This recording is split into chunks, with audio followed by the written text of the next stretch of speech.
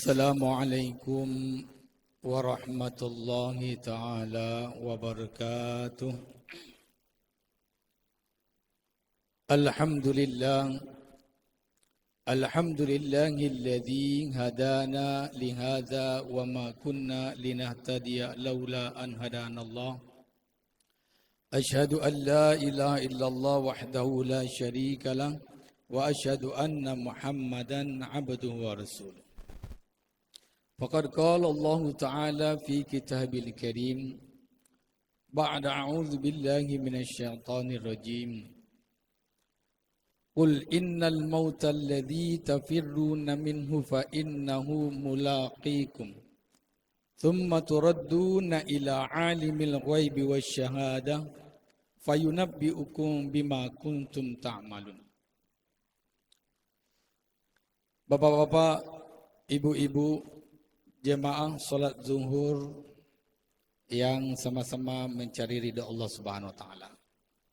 Bersyukur kita kepada Allah Subhanahu wa taala serta bersolawat kepada baginda Nabi besar Muhammad sallallahu alaihi wasallam, yang mana pada siang yang berbahagia ini Allah Subhanahu wa taala telah memberikan kepada kita kesempatan untuk senantiasa mendekatkan diri kita kepada Allah Subhanahu wa taala dengan cara melaksanakan rangkaian solat zuhur secara berjamaah.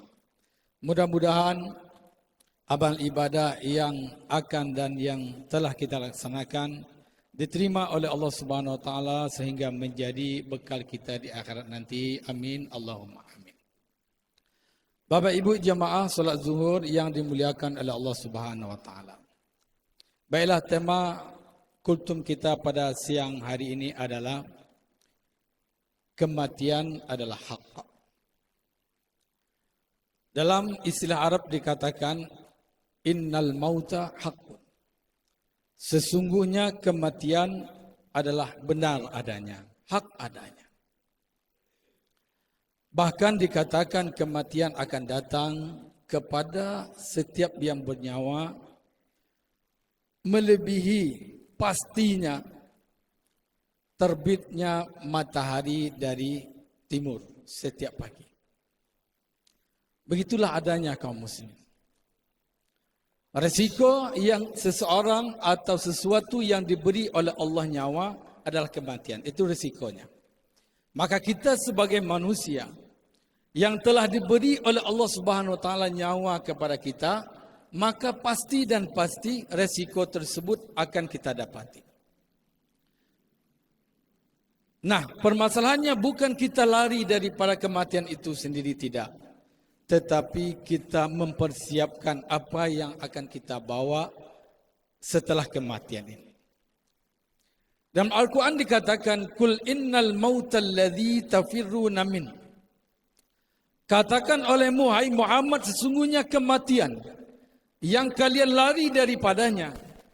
Sebagian orang takut dengan mati, sehingga dia berupaya, berusaha dengan segala kemampuan yang ada pada dirinya untuk menghindari datangnya kematian pada dirinya. Tetapi kalau sudah datang waktunya, tidak akan bisa ditawar lagi kamu. Fa innahu mulaqikum, kata Allah. Sesungguhnya yang kalian lari daripadanya pasti akan mendatangi kalian. Thumma turadduna ila alimil ghaibi wasyahadah.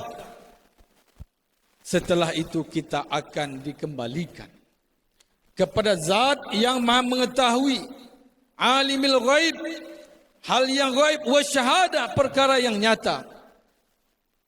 Fayunabbi'ukum, maka Allah tadi, zat yang mengetahui perkara yang gaib dan yang nyata, yang syahadah, dia akan memberitahukan kepada kalian. Fayunabbi'ukum bima kuntum ta'malun, apa sahaja yang telah kita lakukan di dunia ini. Jemaah salat zuhur yang dimuliakan oleh Allah Subhanahu wa taala, maka ada syair mengatakan, idza hamalta ilal qabri janazatan fa'lam bi annaka ba'daha mahmulun. Apabila kalian membawa jenazah ke kuburannya, ke tempat peristirahatannya yang terakhir, Fa'lam bi annaka ba'daha mahmulun.